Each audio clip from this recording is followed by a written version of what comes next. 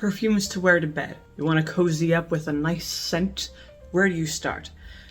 Usually when I think of a bedtime scent, I think of something warm, cozy, and not too strong, because you don't want to give yourself a headache when you're trying to go to sleep. By the way, I have a new channel called Shining Times, link in the description.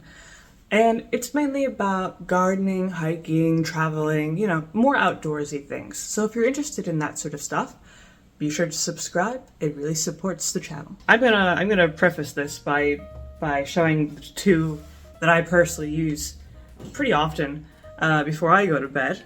They're both by the same brand and both very old. This is Emeraude by Coty, and then this is Le Mans by Coty. Both French perfumes. They're now considered kind of drugstore fragrances, but in the past they were quite luxurious, and I think they smell pretty good. Emeraude, I like to use this after a shower sometimes. This is a really nice amber, slight musk, very faint incense, slight citrus sort of fragrance. This was a precursor to Shalimar by Guerlain, which of course is a still more prestigious option than this, even though this came out first in the 1920s. The other one, which I like just a little bit better, this is more if you're in more of a musky mood. This is more of a floral, powdery fragrance. This is, first of all, Le Mans means magnet in French, so already on the right track here. But this is, again, mostly a floral fragrance. I always say it's pretty similar to Number 5. Some people disagree, but I would say, if you look on the notes list and compare them, they have a lot of the same notes. They're very similar. Floral aldehyde fragrance. So you're getting the floral, but you're also getting the freshness and crispness of the aldehydes. A little bit sweet, not really too sweet. Most vintage fragrances weren't that sweet. And primarily powdery. Those florals really turn into a nice, cozy, powdery scent, which I like. I like powdery scents for going to bed. I think it's nice and cozy, comforting sort of scent. And it also has some warmer notes in here, but primarily this is a very smooth, very feminine, light floral fragrance. And good news about both of these, since again, they've somehow become drugstore fragrances, they're both very affordable. I got this for $14. It might be a little bit more expensive by now, maybe $20. And this is about $18. So, you're getting a steal. These are pretty decently sized bottles here.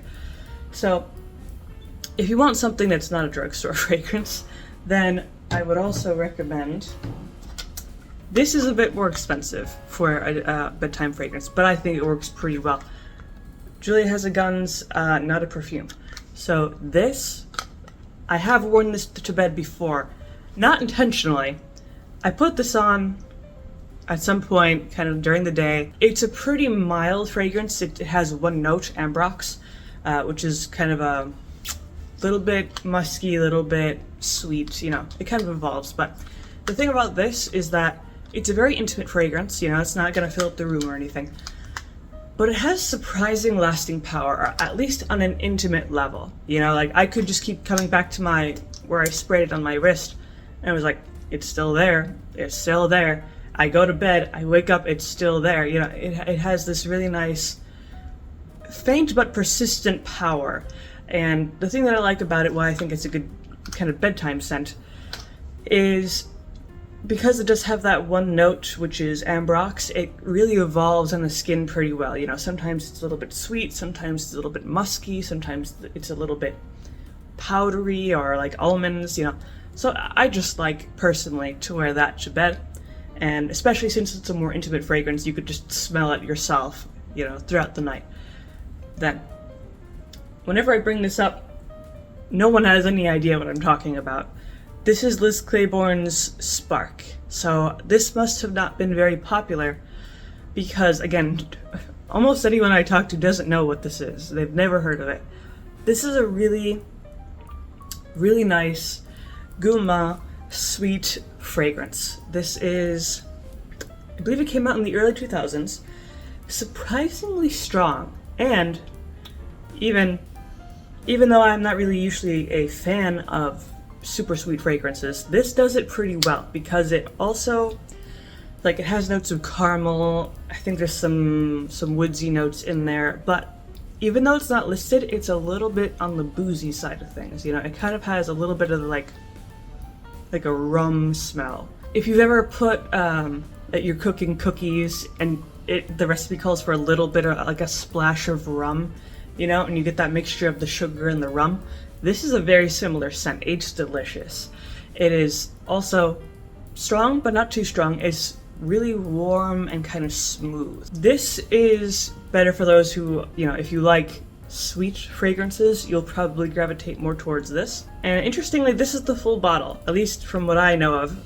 There's also a men's version, which is completely different and much bigger, but this is the women's version. I don't know why it's so small, but this is how it is. But it is very nice, it's very affordable, very nice if you like that sort of sweet, slightly boozy sort of scent.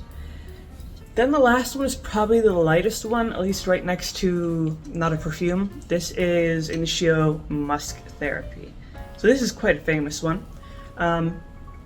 As you can guess from the name, it's a musk fragrance, but it is a white musk fragrance. So you're getting something very light. It's also mixed with a little bit of magnolia, a little bit of citrus, and a little bit of sandalwood. It's more of a natural smelling fragrance, and it's really nice. You know, because it's, again, more of an intimate fragrance. It's not going to fill up the room or anything, but smelling it on yourself is really nice, especially if you're going to bed, you're getting a little bit cozy, you know, just a nice warm, but not too warm sort of fragrance. And it is a little bit more on the more expensive side, you know. It is a really nice choice, you know. It's kind of like a soft, almost plush, cushiony sort of fragrance. I don't know, but that's how I would describe it. So those are pretty much my main choices for bedtime scents. Of course, there are many more, but a lot of the ones are just a touch too strong, you know. You don't want to fumigate yourself under the covers or anything.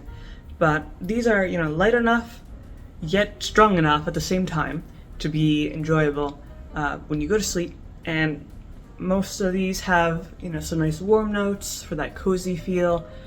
At the same time, they still are kind of clean, soft, you know, so they kind of have everything. They're pretty versatile, all of these. And of course, obviously, you can wear them easily during the daytime as well, or during the evening, whatever. But again, that is my list for perfumes to wear to bed. So if you have any opinions about this, you can always leave those down in the comment section down below. And if you like the video, leave a like, maybe subscribe, and I make videos throughout the week, so stick around for those.